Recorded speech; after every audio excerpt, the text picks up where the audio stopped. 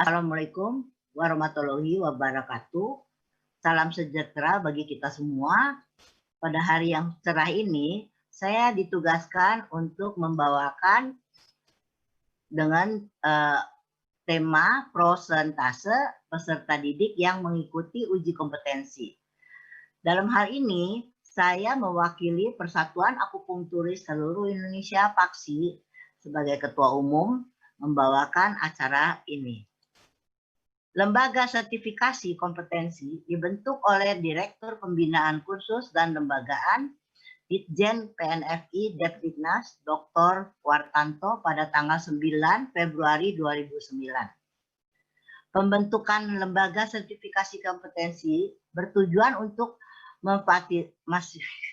memfasilitasi pelaksanaan uji kompetensi bagi peserta didik, kursus, dan pelatihan dari satuan pendidikan non-formal atau warga masyarakat yang belajar mandiri berdasarkan standar kompetensi yang ditetapkan. Sebelum adanya lembaga sertifikasi kompetensi yaitu LSK, kami dari organisasi PAKSI telah mengikuti ujian nasional yang diadakan oleh pemerintah. Terbentuknya lembaga sertifikasi kompetensi yang mandiri, kuat, dan berwibawa sangat diperlukan dalam pelaksanaan uji kompetensi dan sertifikasi agar memberikan pencitraan positif kepada penyelenggara kursus dan pelatihan satuan pendidikan non-formal lainnya serta para pemangku kepentingan. Waktu ujian, kami selalu adakan pengarahan. Seperti adakan di Bali, kita adakan dari Ketua LSK akan memberikan pengarahan apa artinya untuk ujian kompetensi. Setelah itu dari peserta mereka itu akan mendengarkan apa pengarahannya. Kemudian diadakan ujian. Sebelum ujian itu soal ujian itu dibuka oleh resmi oleh ketua dari DPD atau ketua panitia, disaksikan oleh beberapa saksi, ada dari peserta, juga ada dari penguji, ada juga ketua LSK. Nah, ini adalah suasana waktu uji kompetensi. Waktu uji kompetensi ini juga tidak berdekatan, berjauhan, kita bisa lihat dari gambar tersebut. Juga kita lihat waktu ujian praktek, itu sebelumnya adalah isi formulir ujian untuk praktek. Nah, jadi tiap orang peserta itu dapat satu pasien dan akan dipantau oleh penguji, tapi tidak memberikan aba-aba apapun, hanya melihat apakah mereka laksanakan pekerjaannya. Nah, ini juga terjadi di Medan juga sama, seperti ini, soal ujian akan dibuka resmi. Jadi memang tertutup. Setelah ujian mereka tertulis, itu akan ada tanya jawab atau lisan. Nah, lisan diuji oleh kedua penguji, yaitu terserah nanti yang ngatur itu adalah ketua LSK. Jadi kami tidak tahu teman pengujinya itu siapa, tapi akan menguji seorang. Nah, ujian ini akan dilaksanakan setengah jam, tanya jawab. Masing-masing penguji memberikan 15 menit. Nah, seperti ini.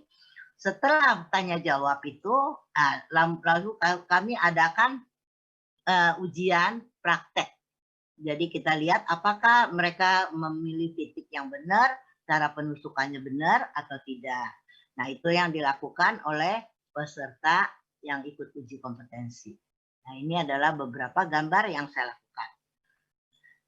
Pelaksanaan LSKI ini, sejak berdirinya LSKI, kami memang dari PAKSI setiap tahun sudah mengadakan uji kom 2 kali setahun, yaitu tiap bulan April dan Oktober.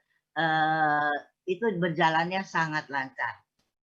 Tetapi tidak disangka pada tahun 2014 itu terjadi ada peraturan pemerintah nomor 103 tahun 2014 tentang pelayanan kesehatan tradisional.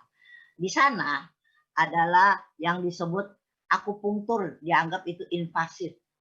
Invasif itu berarti tidak boleh menusuk barang apapun, terutama jarum, kepada tubuh manusia. Jadi oleh sebab itu, jadi ini merupakan undang-undang. Selanjutnya ada kerja dari dokter spesialis bedah menyatakan akupunktur itu memang invasif, jadi tidak boleh dilakukan oleh akupunkturis yang kursus. Ini sangat mengecewakan kami karena kita tidak bisa lakukan pekerjaan ini. Nah, kemudian ada lagi pengembangan dari SDM-nya.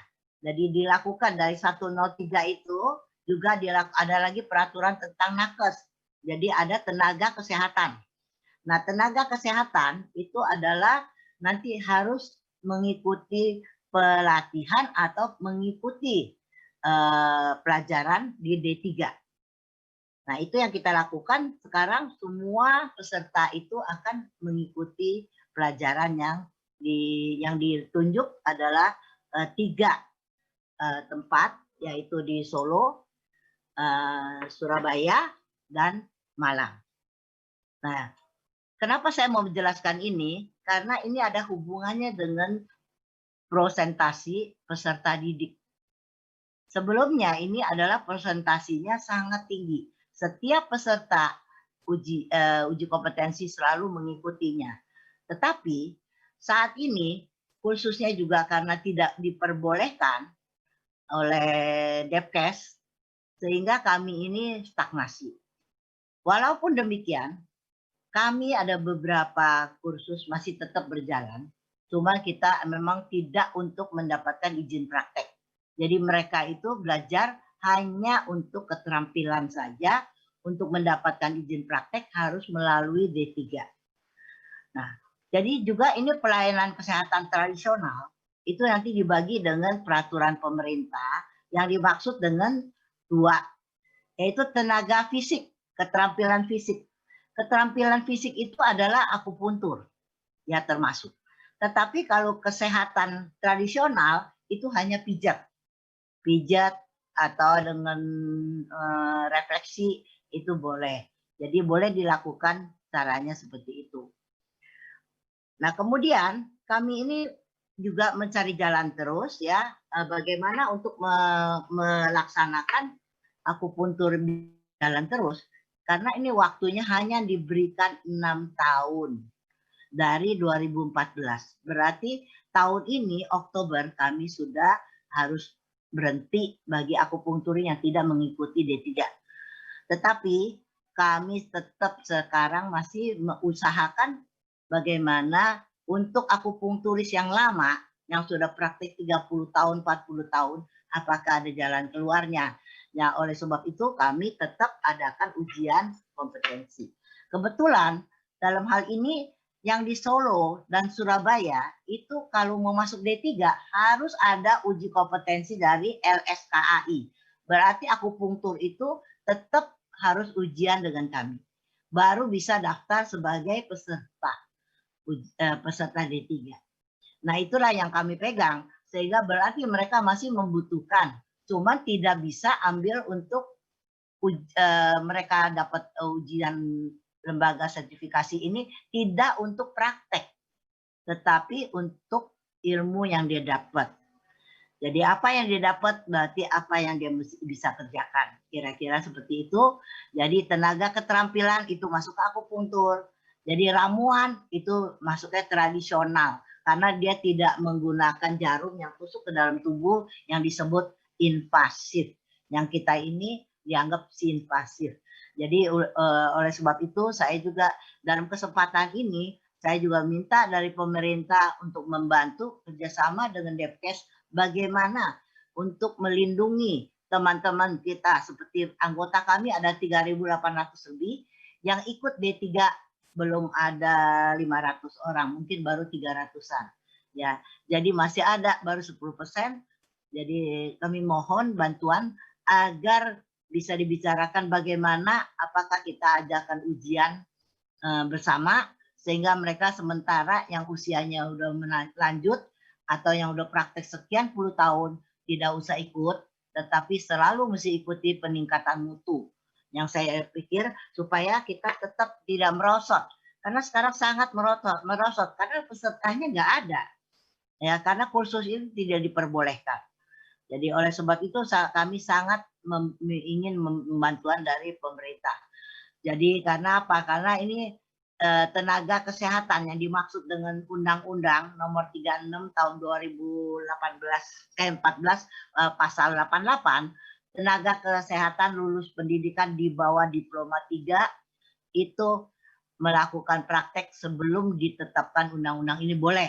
Tetapi setelah itu dalam 6 tahun berarti harus sesuaikan undang-undang.